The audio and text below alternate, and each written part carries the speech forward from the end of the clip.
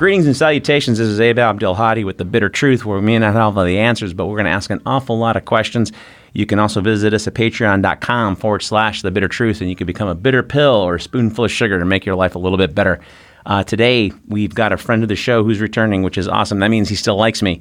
And I've known him for a long time. His name is Dr. John Haas. He is a professor of history at Cerritos College. He has addressed the UN. He's been awarded commendations by the United States Congress. He is a founder of the Global Consortium for Sustainable Peace, which also broadcasts to about 2.1 million students worldwide. And he's interviewed everybody from the likes of Noam Chomsky to Norman Finkelstein. And we're going to talk about some of his most latest endeavors. More later. I can't even talk today. Endeavors. And go from there. John, are you there? I am. Awesome. Well, hey, listen, we were talking the other day, and you interviewed Hector Barajas-Varela, who was honorably discharged, yet he was, as a veteran, but yet he was still deported. Mm-hmm. Yeah. Yeah, there's making a lot of news. I'm always listening to public radio or seeing something, and I kept on seeing Hector Barajas' name keep showing up, and I just got interested in his particular story. So I just reached out to him, and I said, can I come down and see the bunker, the place where he works in Tijuana? And, he invited me down. So 2 weeks ago, I went down with my camera guy and checked out the bunker in Tijuana. Like literally a bunker, not a cabin or something, but he's living in a bunker? Oh, no, it's kind of like, I guess you would call it just... Oh, hello? Man, they call it a bunker, obviously. Yeah, I'm still here. You broke up for a second. Say that again. Can you hear me? Yeah, now I can. Say that again? Yeah. Yeah, he just, he just called it a bunker. It's kind of like a space for deported veterans to kind of show up and commiserate and kind of brainstorm about how they get U.S. citizenship. So they just call it the bunker. It's just a place that people can show up in Tijuana and get whatever aid is available. Now he's a young man, right? He served in this last. It wasn't like he's a Vietnam guy. He served in Iraq, right? Yeah, he did. He was a paratrooper. And I think he had done about 5 years. And one of the things that was interesting that you hear from a lot of these deported vets, they thought by joining the U.S. military that they were guaranteed citizenship. And I think that's, they were kind of set up. So at one point, Hector had his green card, and then he started to self-medicate, and then he was just dropped off in Tijuana. And it's very interesting. I mean, he although he was born in Mexico, he was very young when he was brought over. So these people that are being dropped off in Tijuana, they don't really have any connection, friends, or necessarily even relatives, and some of them don't speak Spanish, and that's what happened to these individuals. So. Well, and then, I did a little digging myself, and it's interesting to see that we have had 130,000 vets naturalized since 9/11, but so far the numbers from the GAO says we've deported about 2,000 of them, for not being citizens, and they get busted on some, issue that most veterans, I'm sure, would have problems with, given what they see overseas. But absolutely, Abe. I think you hit it on the nail there.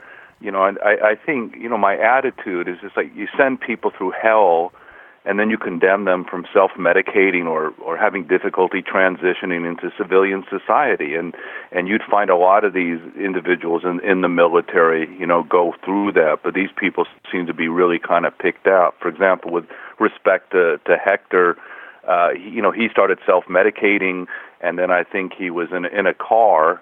There's a debate about who actually shot a weapon, but somebody was fooling around, I think, drinking beers and shot a weapon outside of the car. Nobody was injured. But anyway, he did prison time for that. And then when he was done with his prison time, really tried to get his citizenship and was, just deported. Wow. And he really had a struggle to get his citizenship. So I think there's kind of a lack of empathy for what these people are doing in Afghanistan or what they're going through in Iraq, and they seem to find the government find the smallest little reason not to allow somebody to be a citizen. And as I said before, a lot of these, it's not just Hector, but a lot of these vets have said that they thought that was the deal. You know, you joined the U.S. military and you were going to become a citizen, and none of that stuff was worked out in advance. And, and a lot of these vets are now struggling. Well, it wasn't even so much that they thought that. Isn't that what they were told? Wasn't that the deal? I mean, I know. Yeah, that's what they. Oh, go ahead, I'm sorry. Yeah, that's what they were. That's what they were told. Right. I don't think they had anything really in writing. I think they trusted the U.S. government that if they paid their dues, this is what was going to happen. And I think that's a lament of a lot of these individuals. They said they should have got it in writing before they. You know, once you've done your duty out there, you don't have much of a leg to stand on. You know. Right. So, and there's no VA in Tijuana either, right?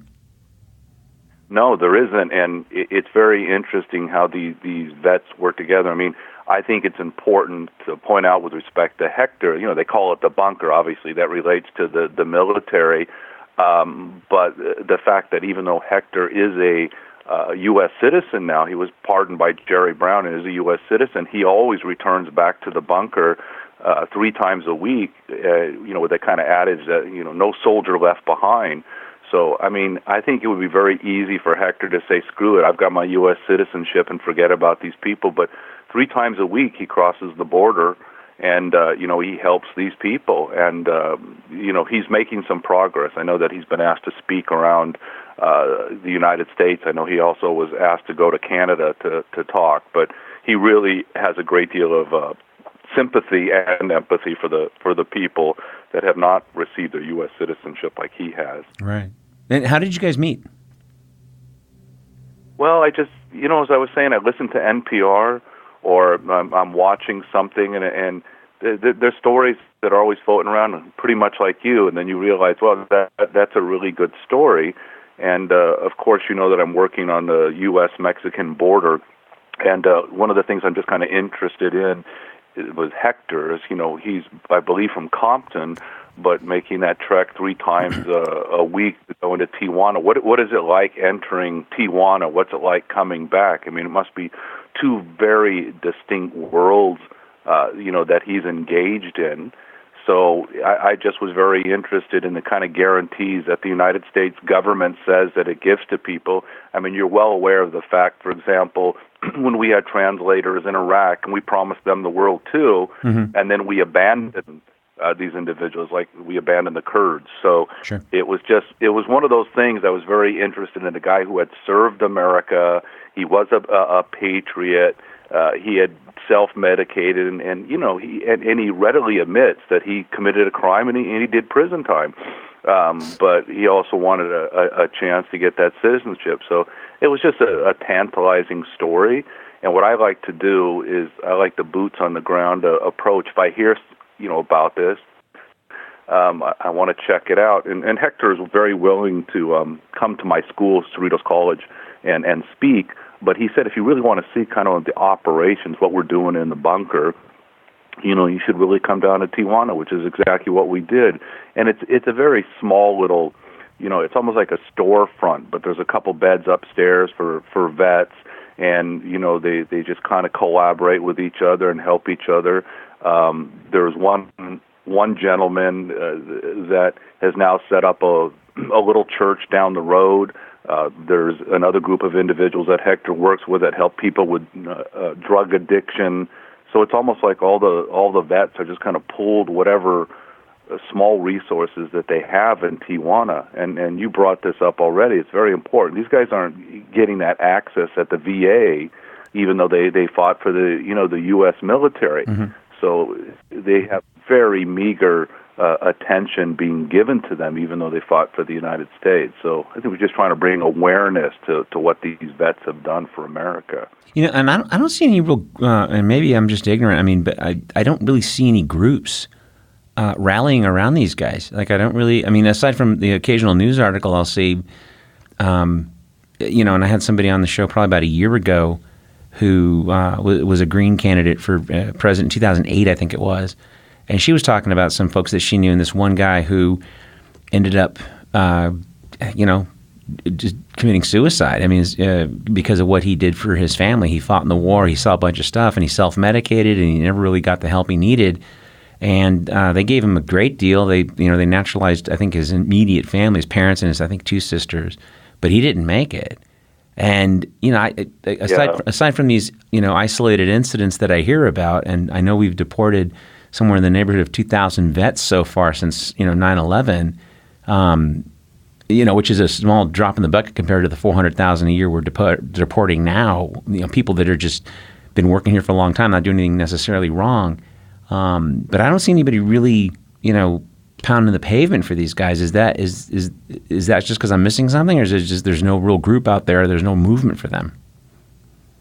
No, I don't think you're really missing anything. But I think with respect to Hector, given the fact that Jerry Brown pardoned him and then he has his citizenship, I think there's more visibility taking place now. And I know, for example, that Hector is very busy speaking all over the United States. So I think there is some awareness now of what's going on. And of course, everybody likes to follow a winner. I mean, he's successful. I think that's a big deal. I mean, he is now a U.S. citizen. So I think they're drawing more attention to him and also the people that he's trying to help out. And frankly, that's kind of some of the things that you and I both do. It's just like there's a good story, and we do our best to just get that good story out so other people will pay attention to it. But I think I wouldn't be surprised now that Hector has been successful that you don't hear more about this. He's getting a lot of people following him now, and it's kind of like a grassroots movement. But I think he might even be asked to speak to Congress. So I think that would be a huge thing if he had that opportunity to talk about deported vets, in Congress. So I would suspect you'll hear more about it in the next year or so. And that was my next question. Are you aware of any bills in Congress to rectify this? I am not at this point. Yeah. I don't think they're there yet. I mean, I think they're just listening to people that want to kind of, make it clear about what people are going through. And, there's so much ignorance in this country, I mean, including me, that, people just need to know about. I'm sure a lot of people don't know that they have deported, vets in Tijuana and people that fought. And I think, as I said to start off the show, it's very important to me, at least, to understand, why somebody would self-medicate or why somebody has difficulty transitioning. I mean, as I said, you put these vets through hell, and then the people in the government are surprised that they commit acts like this. And some of the stuff is small. They got hit for doing weed, or somebody take drugs, or And as I said, Hector or somebody in the car shot a weapon. I mean, that just is wrong. But he did his time. He did prison time, and he says that he deserved the prison time. It isn't like he said he didn't deserve it, but he's certainly turned his life around, and he's trying to move forward. And I commend him for not leaving the other vets behind. Sure, he absolutely. really works assiduously to make sure that these guys have this opportunity like he does. Right. Well, but that's the thing, though, is you kind of got back to it where. He shot whoever discharged the weapon, they did, da-da-da-da. I mean, if honestly, I'm a middle-aged white guy. If I had done that, I don't know what I would have gotten. I don't know if I would have gotten what he got, right? And they certainly didn't take into account his military service. And then to use that against him, like you said earlier, to not only just, to put him in jail for a while, but to deport him, it's just... Right. It's my understanding, Abe, that he was just kind of dropped off at the Tijuana border. Yeah. I mean, it wasn't like he had a bunch of friends or family on the other side bringing him in. It was like, boom, there you go. You're in Tijuana. And as I said, he was born in Mexico. I think it might have been like 6 or 7, something like that he was taken to the United States. Sure. So, I mean, he has no recollection of too much that was going on when he was a kid, and then left behind, there. So I also want to emphasize that virtually all of these people that I'm talking about were honorably discharged. Right. So their military records are incredibly clean. It's what happened after, Sure. The difficulty transitioning, into civilian life or whatever else it is. It isn't like those other people that, there's a lot of U.S. citizens that fought in the military that struggle with the same thing. They're self-medicated and having difficulty transitioning and stuff like that. But these were people that were born in Mexico, so I think it's easier to deport them for that. Oh, and that's just your typical WASP mentality too, right? It's like, well, they're barely Americans in the first place. It's that kind of bullshit, right? And that's the thing that kind of that always, it's just racist, man. I mean, people say, they get pissed when you say that word and you're throwing it around. Like, well, I mean, shit. If you got some white guy who's dishonorably discharged, right, and he shoots up a mall, he's going to prison, but they're not going to deport him, right? Meanwhile, this guy, I mean, in my view, discharging a weapon, not hurting anybody, yeah, that's wrong. You do 6 months, you do a year, and then you're out. And then especially if you were in the military, get this guy some help, and you don't drop him off at the Tijuana border and go, hey, hope you can find a VA-ish type of service in Mexico. It's just, and I got cousins that aren't from here. They were born, wherever, like 2, 3 years old, 4 years old. They came here. They've been here their whole lives. They're American, right? You're going to drop them off, in Egypt or the West Bank and go, hey, good luck, Just yeah, I mean, absolutely. So,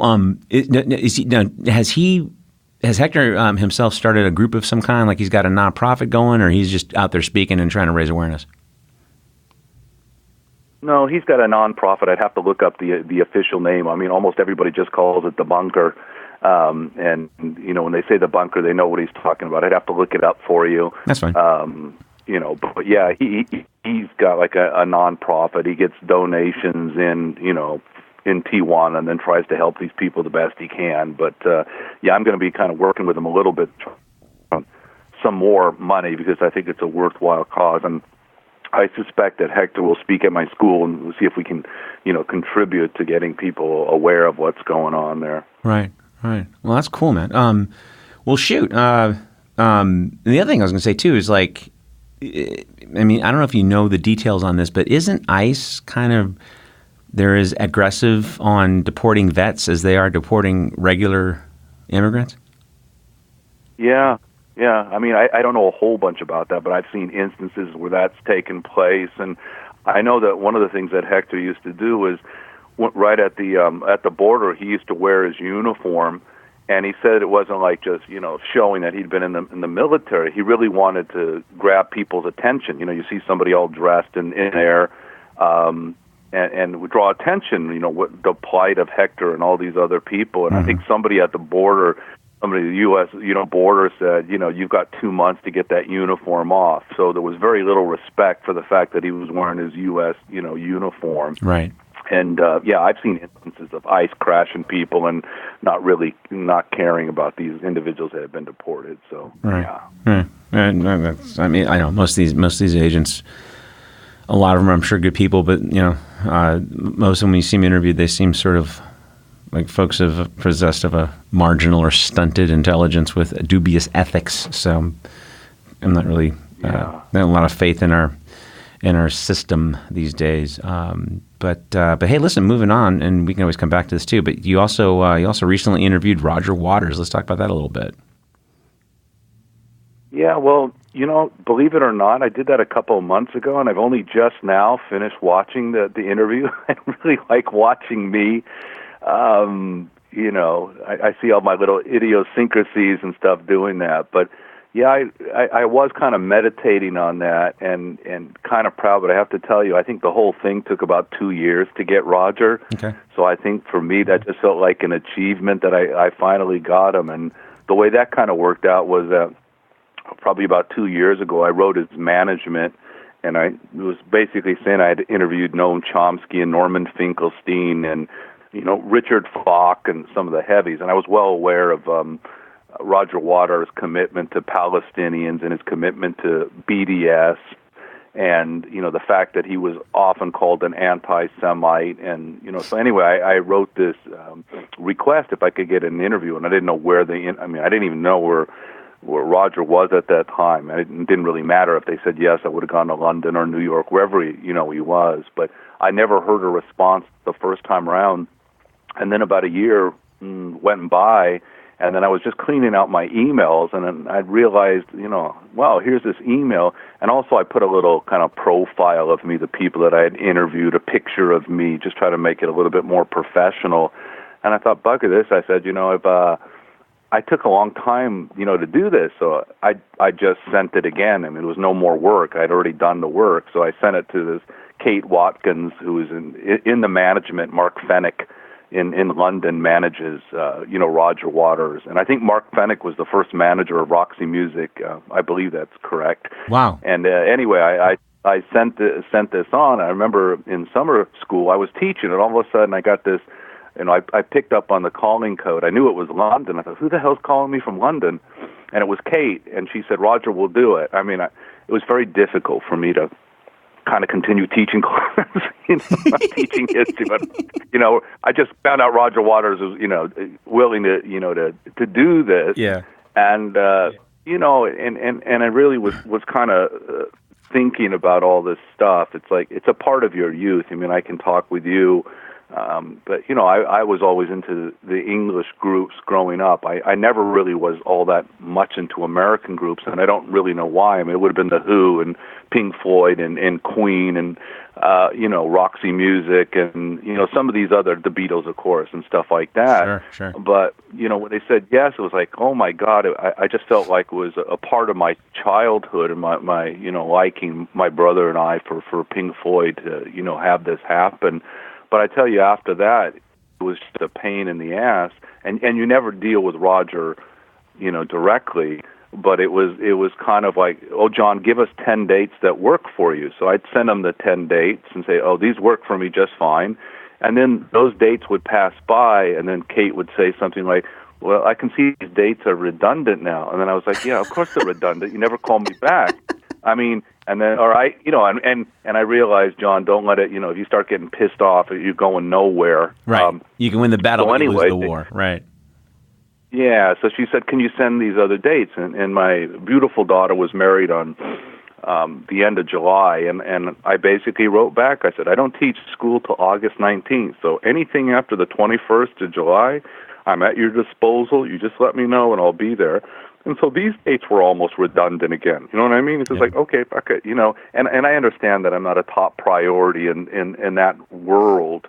But anyway, I thought, and I have to tell you, Abe, I had a little bit of anxiety, which I don't really struggle. Like, I just couldn't understand why they wouldn't confirm it, why they wouldn't call me, why, this stuff wouldn't take place. And every morning I'd wake up and get on my phone and go, oh my God, this is the day. And it wouldn't be. And it would be like, 30 days later it'd go on. So I wrote kind of just a very straightforward email, and I was basically saying, is it time for me to sling my hook? If it ain't going to happen, that's fine. At least I can get over it. Right. You said that he's going to do it. When's the date? And I remember my daughter saying to me, hey, Dad, can you fill up my gas tank? And I was down here in Claremont filling up my gas tank, and there, ding, a little ping on my phone, and it said, Roger says he'll do September 20th. So I was like, holy shit. Okay, but then they went, what time? Where is this going to take place? Was this like, I mean, God just couldn't get anywhere. And then right when it got close, and I was trying to put a little pressure, and I sent him my airline tickets to know that, this is serious. I paid for the cameraman. I paid for his flights. I don't know where I'm staying, with the accommodations, and what Kate basically told me, even though he is confirmed, I mean, if something else happens, it won't take place. So there just was like no guarantees, which is not, all the people I interview, there's always, people show up and, you can confirm it and it works like that. But they said, hey, with Roger, if something goes on, he might have to take off or, it's costing me $2,000 to interview him. Right. Okay. And, finally I got the, thing, Roger will see you in the Hamptons. And I knew he has an apartment in New York, but I was thrilled that the interview was going to take place in the Hamptons. So I dealt with his right-hand man, who's kind of set it up, and I drove out to the Hamptons. Yeah, I was going to real quick side note. I was going to ask you. I've never been in the Hamptons, and it's like this mythic place. The Kennedys they've got places there. So how was the drive out there? Was it like high security, or was it just you cross the bridge and you're in? How was that? Well, you got these high, I guess, like wouldn't call them walls, but like wooden fences, or it's very hard to see in there. But God, it's lovely. You're going in Long Island, probably like from New York City with the traffic and stuff, probably about 2 hours. And no, like on these little roads, you can tell everybody's wealthy there. You can see how great the houses are. There's the Atlantic Ocean, right there. But, it's just got these like big, huge wooden doors where you can't really see in. And then obviously someone will come out and, let you in there. But it's just absolutely gorgeous. They actually have a public beach there, which is fantastic, but, for all the peasants to go on. And but which I did. I mean, it is an absolutely stunning, beach. Obviously, it's not this. So I had a funny story because I had the address on a GPS, and I was in front of this, huge, huge door, and I was like, oh my God, my heart was beating, and I don't really think it was like I was, had anxiety for the interview. It wasn't like that. It was like, is this finally going to happen after 2 years? Mm-hmm. I mean, it was like too big. Is it? Am I going to open the door and Roger's going to be there? Is it? And all of a sudden, this guy calls me, who's his right hand. John, where are you? I said, I'm in front of the door. I was about 2 doors away from where he was. So I was laughing. But I said, this is where my GPS, I guess they had moved or something like that. So the GPS took me to the wrong place. It was only 2 doors down. And then this big door opens up, and I just pulled in out there. It's like, oh my God, this magnificent, gardens out there. You walk, the front door is so heavy. I've never had a door like that. I don't know if it's like a security door. And then you just open the door and you see the Atlantic Ocean. Wow. I mean, just through the plate glass window. Roger's in the kitchen with a hangover. I mean, I only know that because he told me he was hungover. And I entered this place. I mean... Oh, hello? Hampton. Oh, you broke up. You said you entered this place and then what? I'm sorry? I just said I was so happy to be in his house in the Hamptons. I mean, I think you can learn a lot about somebody from their house and the paintings they have, where their piano is, where their studio is, and all that other stuff. You learn a lot, but it's like looking at Monticello and understanding who Jefferson is. Right. And this is his place, not some rented house. This is his home. Oh no, this is his home. This is his home. Yeah. So yeah, just a gorgeous. I'd have to say it was very tasteful too. It wasn't gaudy, Sure. like where you was somebody incredibly wealthy, but no, everything was just very tasty. He was in barefoot in the kitchen.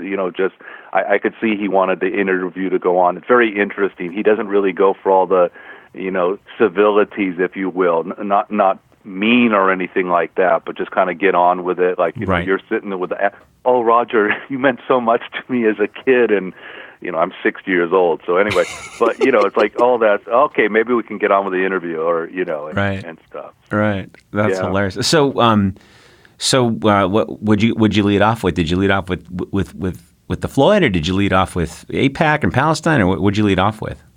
Yeah, no, I led off. I just got to the point. I just said basically, you have argued eloquently and consistently that you are not an anti-Semite. So I said, why does this accusation dog you? And he just kind of addressed it. I always just start like, are you an anti-Semite, as my opening question. And he just said that it's such a very basic thing. Either you believe in human rights, as I do, or you don't. He says everybody wants to make this Israeli-Palestinian conflict deep, and it isn't.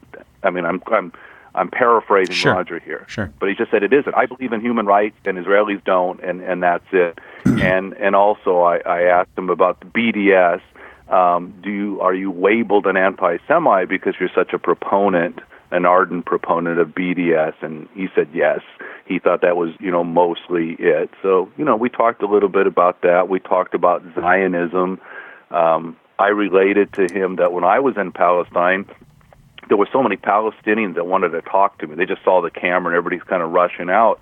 And I was very blunt, and I just said to these Palestinians, do you hate Jews? And they were emphatic. We do not hate Jews. We hate Zionists. Mm-hmm. And that was, from a lot of different people. So I just take my camera and go elsewhere. Do you hate Jews? I mean, that's the story. Palestinians hate Jews. And I said, we don't hate Jews. We hate the Zionists. So, we talked about Zionism.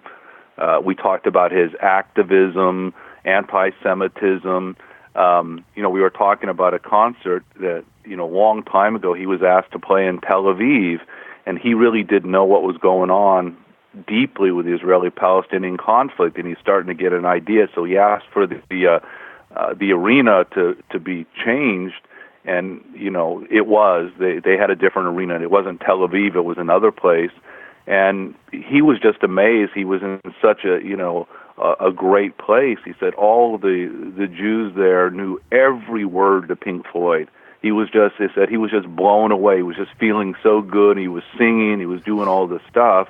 And then all of a sudden, when the concert was done, he just wanted to make a pitch for his activists and said, you young Jews have the future ahead of you, and this is a great time to reach out to Palestinians. And it was like, fuck me.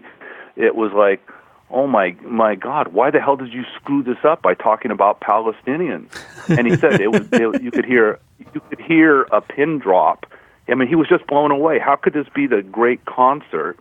And then after that, he just got into it, as that he puts incredible pressure on different bands not to play Israel. I mean, I know a handful. I mean, he really got into it with Tom York and Radiohead, and with Madonna and Cyndi Lauper and Bon Jovi, and he really writes these heartfelt letters. Do not play Israel. You're backing Israeli terrorists if you do, and so that was a lot of the kind of activism. We talked about Donald Trump.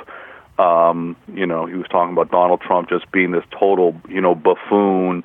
So we were kind of sharing stories of the West Bank and Palestinians, and Chomsky. Chomsky said there's a way to handle all this stuff. It's called the rule of law, and if everybody just agreed or went along with the rule of law, we'd be good.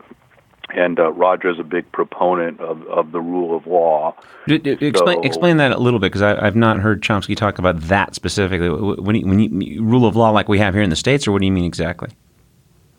Well, yeah, I think laws all over. For example, let's say we're looking at international law that says, if I give you a reference, that, under international law, you cannot separate Palestinians in the West Bank and Gaza, right? That's a violation of international law. There should be no collective punishment, because a Palestinian does something in Gaza does not mean collectively that you can punish all Palestinians for that. The settlements, as you know, Abe, are a violation of international law. Absolutely. Well, I'm talking about international law here, but just, in our own country, that the president is not above the law, that we have due process. What I think that Chomsky was talking about is that there are laws all over the place. If we would just, as citizens of the United States and citizens of the world, obey the laws, right, then we wouldn't have this conflict all over. And I know Roger is a big proponent of the law. And people getting along with that, and that's kind of thing is, we know this very well. Israel doesn't care that it violates international law. The rest of the world doesn't do anything about it. Right. So obviously you'd have to have somebody say, this is a violation of international law, and we have an agency to enforce it, and make sure that doesn't happen. But I think, I also said this, Chomsky, and I told Roger this, is that when I interviewed Chomsky on this, Chomsky said there are many intractable conflicts all over the world. The Israeli-Palestinian conflict is not one of them, which I'm sure comes as a major shock to people. How do you say it's not intractable? It's been going on for so long. But, there's been a great peace plan for Israel and Palestine for more than 50 years. But people have to implement it, sure, right? Somebody wrote it up already, and it's a very good peace plan, and that's it. It's like the rule of law. If people aren't going to obey any laws out there, and we could bring it back to our own politics. Like, you can't indict a sitting president. My ass, Yeah, but when people say shit like that, it drives me fucking batty, because I'm like, no, you can't. And the reason why we do that is because you don't want to have the other party set up a guy who may be doing the right thing that they don't like, and then put him up against the wall and shoot him. That's why you have to have an impeachment inquiry, impeachment process, and then a trial in the Senate, at which point if he's convicted or acquitted, like Bill Clinton was in 98, that is how the law works. And it wasn't about a blowjob. It was because he committed felony perjury, which about 2,000 people a year serve on average in this country for perjury only. So, yeah, no, I don't want to digress into that weeds. But, we have a rule of law. The thing that just drives me crazy about the Israeli-Palestinian question is that many American Jews, many Israelis will say, no, they have rights, just not in the West Bank or Gaza. And I'm like, well, they don't even have rights in Israel. No, they do, but they are substandard. They got their own. They have a blue and a red ID card, a blue and a green ID card, with several designations of each. So roughly 6 ID cards that may or may not work on any given day, on the whim of the soldier who stops you, really. And the utilities are curtailed on the regular by the Israeli government. I mean, it just goes on and on and on. So I don't know how people with a straight face can tell me the Palestinians in Israel have the same rights as Israelis. I know one of my, colleagues now, but students from Al-Quds University in Ramallah, this one gentleman who's in college had been to the Mediterranean one time in his life because he got a 12-hour pass. Right, so you talk about, you imagine Abe, you can go to Huntington Beach for 12 hours, but here's your pass. I mean, there was a gentleman right outside of Tel Aviv, a Palestinian, took me up on a big hill, and he was showing me all the area where the Tel Aviv airport was. He said, my grandfather owned all of that land out there. He said, I've never been on that land. He said, I can't go on that land. I'm prohibited from going on that land. Right. So you're talking about equal rights, it's absurd. No, it's last summer. Last summer, my cousin went. Oh, go ahead. I'm sorry, John. Sure. Can you hear me? No, I was just going to say. Last summer, my cousin was. Hello. Yeah, I can't hear you, Abe. Can you hear me now? Okay, can you hear me now? I can. Okay, cool. We'll fix that in the edit. All I was going to say is my cousin was back there last summer for about 90 days to see his mom, and visitors have a 90-day window, and if they're not out by 90 days, they violate all kinds of stuff, and they can be put in jail. And he pushed it till about a week before his 90 days were up, and then he had a split. So Palestinians that live somewhere else, and he's an American citizen, cannot go back to live. They can go back to visit for 90 days a pop, but that's it. That's just the way it is. And to say that that's equal rights is laughable. Well, there's an Israeli propagandist, who was just kind of talking about somebody's kind of rights.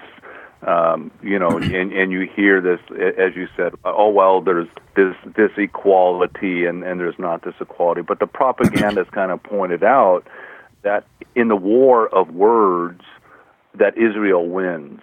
In the war of pictures and video, Israel loses. And that's one of the questions I asked Roger. I think that often we have almost like a zero-sum game. And what I mean by that is the fact that I can love Palestinians and I can love Israeli Jews, right? These things are not mutually exclusive. But the idea for exposure, for people to understand, is that just as you said, if Palestinians don't get a fair shake or there's violations of international law or Palestinians want a state of their own, what kind of imagery could people be shown to change their attitudes? And I think it's almost like a muckraker, somebody that wants to stir up something, not to go against somebody. But, we've heard this already. I said the same thing about people leaving Gaza. The propagandists in Israel said, well, Israel left, Gaza, which it did, all right? But the control of the airspace and the control of the calories and the control of the entrance and the control of the fisheries and the control of the water, asking that kind of question. Do people really know that? Well, no, they don't. And then they also like to ignore the fact that the reason Israel pulled settlers out of Gaza in 2005 was so that they could just recklessly mow the lawn, as Noam Chomsky pointed out on numerous occasions, when they feel like it. The 2014 war in that summer would not have happened if settlers were still living in Gaza. Exactly, and I think that's that's a perfect example. If you were trying to show somebody that, right, not to go say, hey, listen, you're using, the language here to kind of confuse people. If you're not deep, if you're not a critical thinker, then you say, well, you know what, Israel is telling the truth. They did leave Gaza. They're just leaving out a whole bunch of parts, like who controls Gaza. Right. How do you get into Gaza at the borders? What about the calories? How many calories are Palestinians allowed? Who's in charge of the sanitation there? Who's in charge of the water? All those things. And that's the kind of stuff. That's why when you have video, when you have picture, that's why I'm so happy to have taken images in the West Bank. So, those are some of the things that Roger and I were talking about. How do you advance a peace? How do you advance love?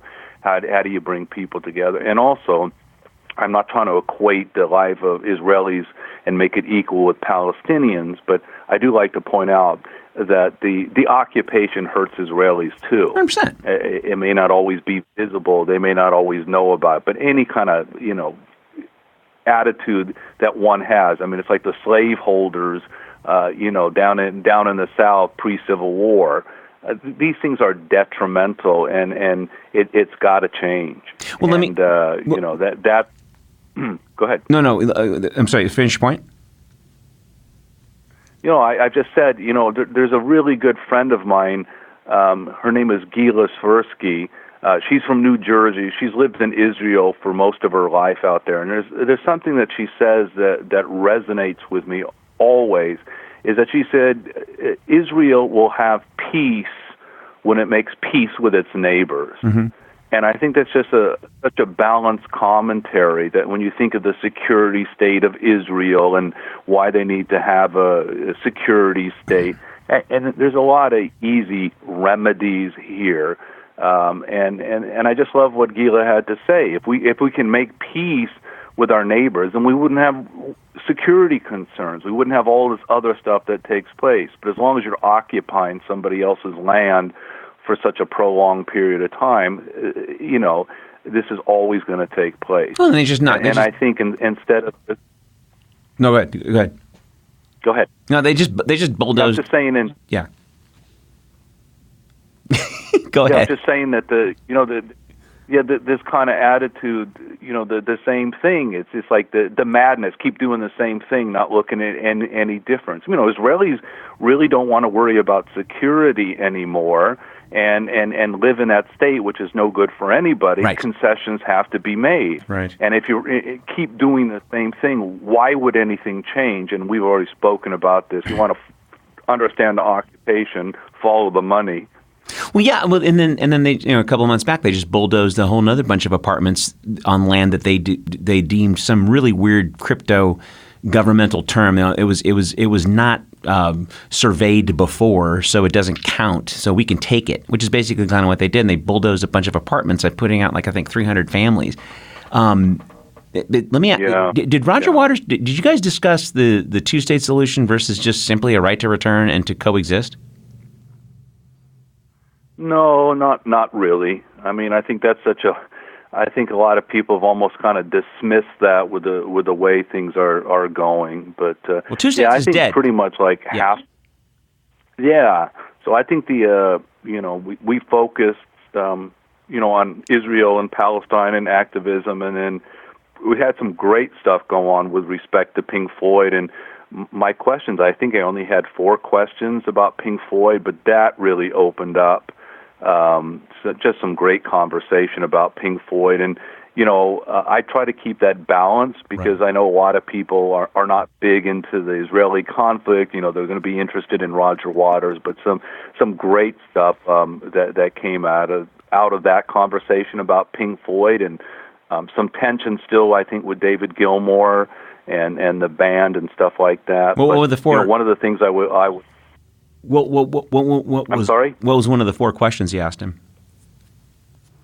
Well, I was trying to. I kind of said this in an, kind of open way, but Dark Side of the Moon was such a huge album for me, And I wouldn't even say, I mean, it was just a huge album, but, the previous albums that I had listened to, there was some good stuff, but I didn't really see how they went from the previous albums to get to the Dark Side. I mean, I just like, oh my God, this is such an incredible album, but I wouldn't see the couple albums before that as leading to that. They didn't seem all that good to me. And I remember Roger, he's kind of funny that sometimes he can snap a little bit. I don't mean in a mean way, but sometimes, I know why Dark Side of the Moon was a success. And I said, why? And he said, what I developed really was human themes. So it was about money, and that was a human theme, or the great gig in the sky, or all this.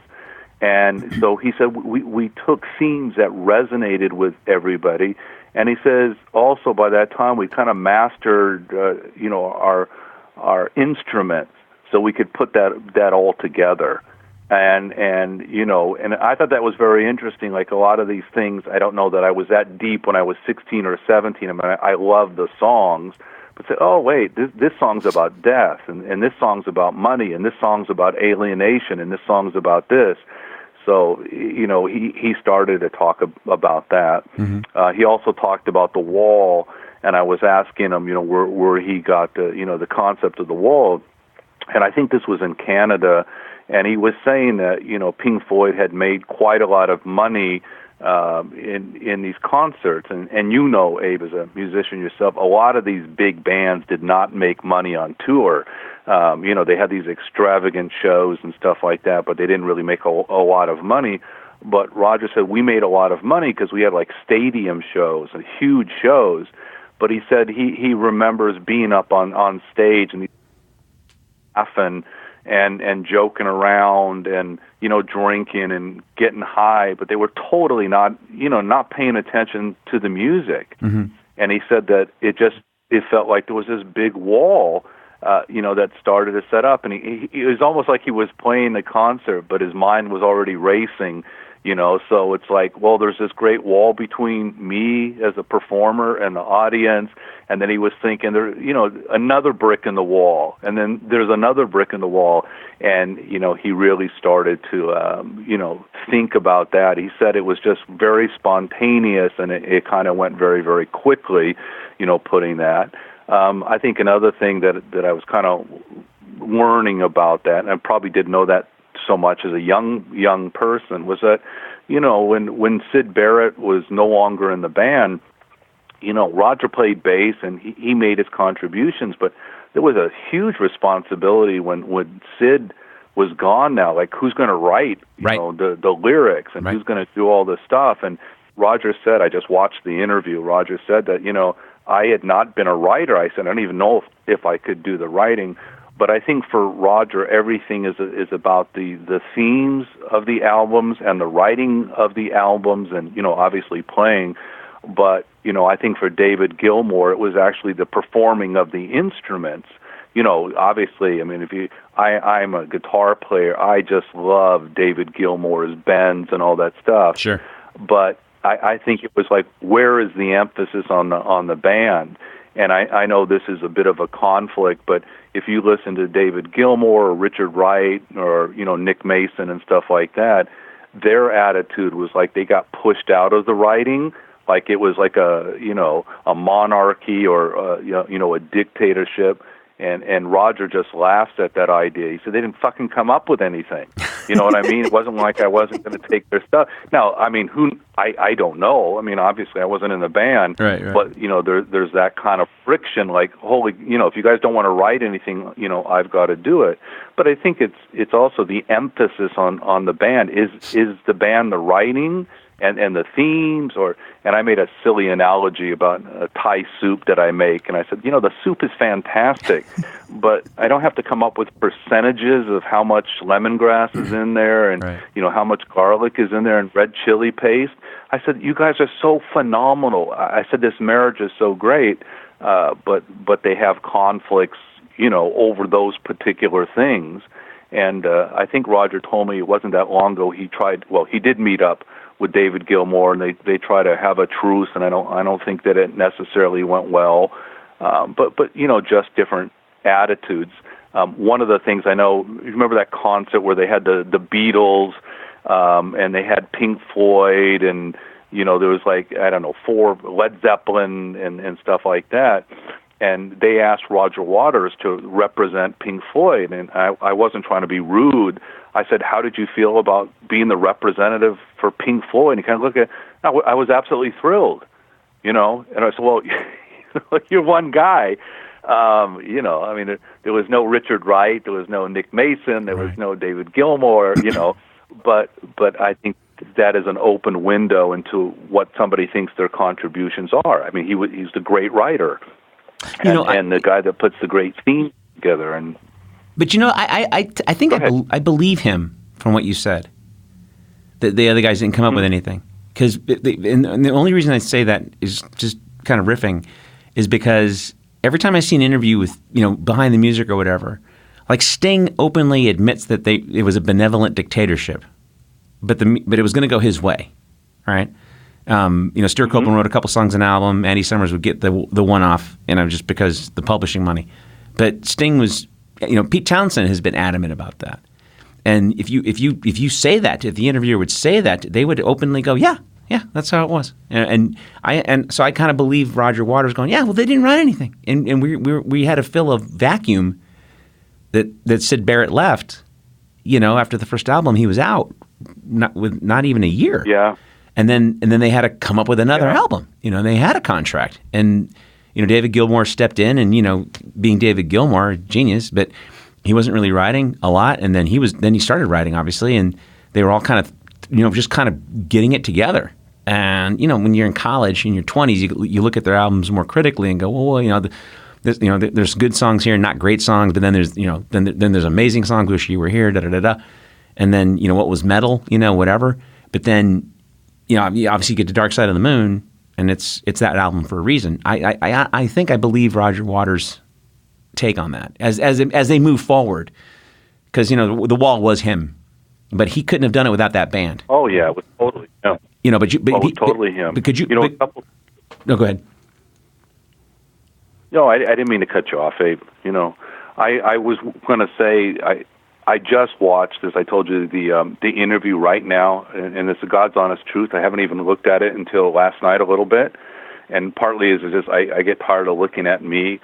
But I have to tell you, I thought the interview was slow to begin with, and because Roger said he was hungover, and he said a couple of guests had popped in the night before, were unexpected, and they were just up late drinking wine and all that kind of stuff. But my attitude was, fuck it. This is my only chance. I'm not going to have this. I needed to get him pumped up, and he seemed to get pumped up on Pink Floyd. But he ran upstairs. I asked him, which I always love doing. I think that's my historian background. I can look at photos for hours, and I said, can you just talk a little bit about Syd and you when you were, 16 or 17, before the acid, and Syd losing it mentally and all that kind of stuff. And he said he was telling me about a concert they had gone when they were about 16, and when they were done, they started to write, and they started to draw these pictures of what life would be like. They were going to be rock stars, and he said, I guess we got there in certain ways. But I love, when your whole life is ahead of you and you're dreaming and you're 16 or 17. So Roger got animated, and he said, hold on, I got to run upstairs. And I remember a couple questions I asked that I think really moved him. But I asked him, was he a troubled soul?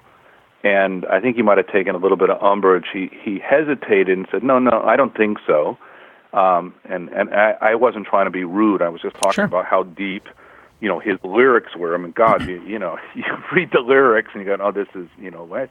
But I also asked him about, Syd, and what things were like. Syd, all the girls loved Syd. He was a singer. He was great. They were kids, and they were in Surrey before he moved up to Cambridgeshire and stuff like that.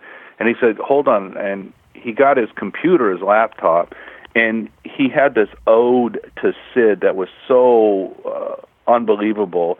And then he read me this thing, which I'll send you the whole interview. It's called "A Child Left Behind." And oh my God, what a tearjerker! And the stuff that he read us, I mean, those are gems in themselves. I mean, I would just put them up the way they were. But I asked him about him. I said, would your father be proud of you? And he said, yes. And then I said, why? And it looked to me like he was getting a little tearful, and then he went up and got his laptop, and he started doing, some of his reading. But just, my God, a wordsmith, the way he put this stuff together. Mm-hmm. I mean, I was blown away by this, really blown away by it. And he seemed to become, really animated, by this. He also, I asked him, which came as a shock, that he said his own soul album, Amused to Death, he said that he thought it was equal or perhaps even better than Dark Side of the Moon or Wish You Were Here, which kind of blew me. And I asked him about that, mm-hmm. and I don't know, I think it's different when you're on an interview or someone's actually filming you and stuff like that. And he always maintains that it never got the hearing that it deserved. And he thought it was very fantastic, and he kind of took us through, a little bit of that. And, so I think that's really when he got animated. He got very, excited. He seemed to come alive when he started to do that. And it's amazing. He wrote some words and some music for a French opera. The guy is constantly going. I asked him also, for example, like Pigs, 3 different ones. Those songs were very different all these years ago. How do you do it today? And, he was just kind of talking about the theater that goes into it. That one where it's in Mexico City and about Donald Trump. I mean, it's just so, I struggled for the words. I mean, it's like, you've had too much rich food. I mean, it's so well put together, and the crowd and everything else. But his music has become a lot more political.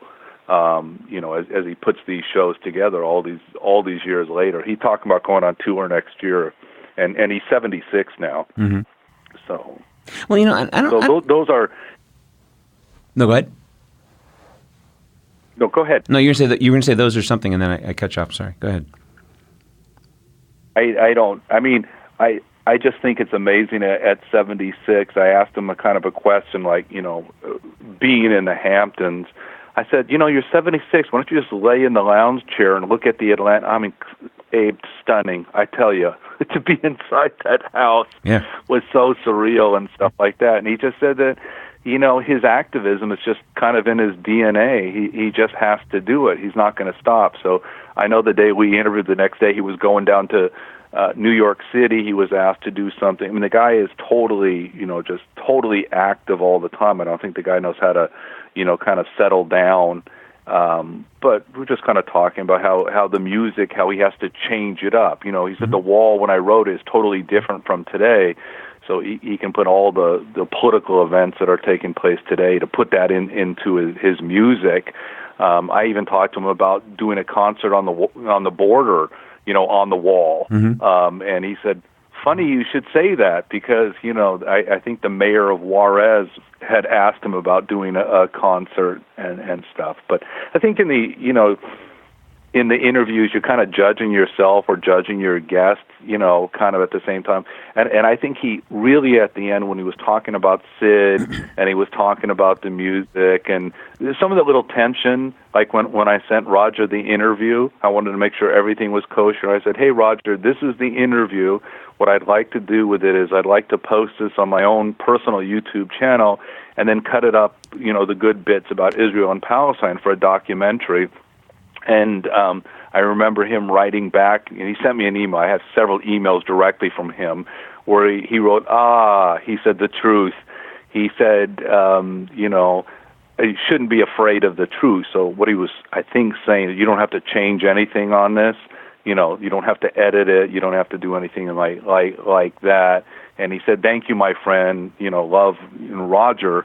And I think he just gave me his permission, to kind of send this out. Sure. But one of the things I also noticed, we were talking about the Pink Floyd website. I think the official Pink Floyd, I believe that David Gilmour is in charge, and he said something along the line that, I'm not asked to include anything, put all that kind of stuff. And I said, well, why? That seems so weird. If you're a former member of Pink Floyd, why you wouldn't do it? He said, you'd have to ask David about that. Wow. And so there is no doubt there's still some friction there. I don't think it's as bad as it had been in the past, right.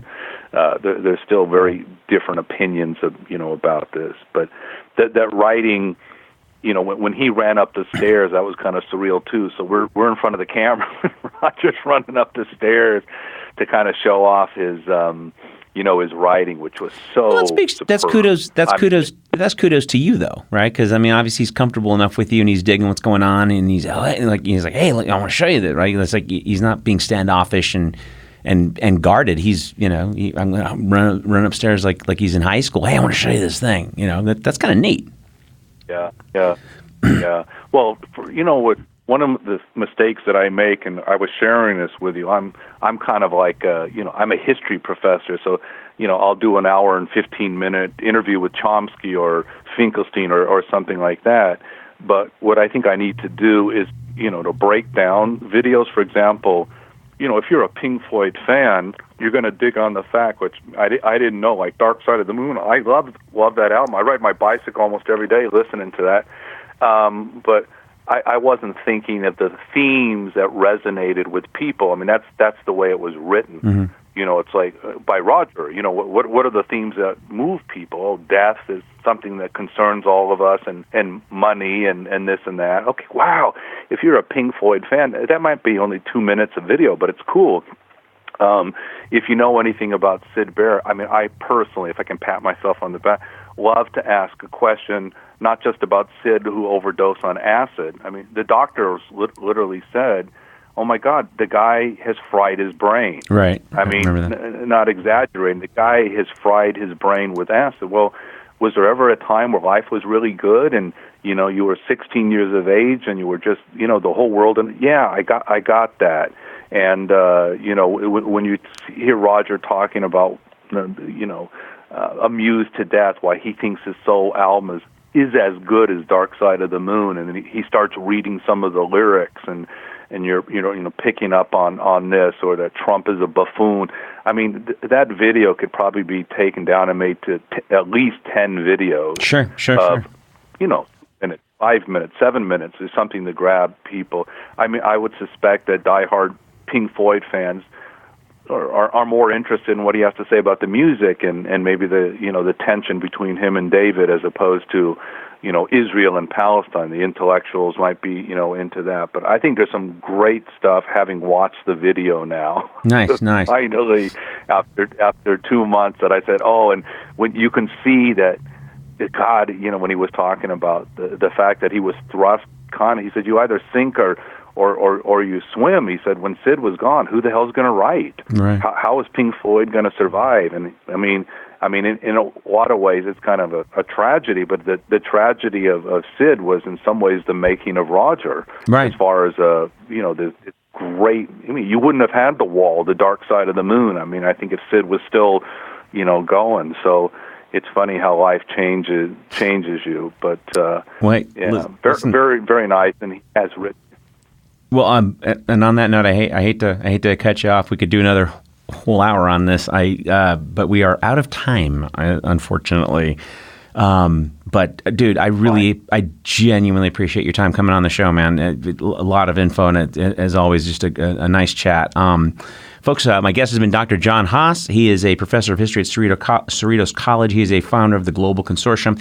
And the video that we've been talking about, both interviews with Hector Barajas-Varela and Roger Waters, will probably be uploaded and found on the Global Consortium website.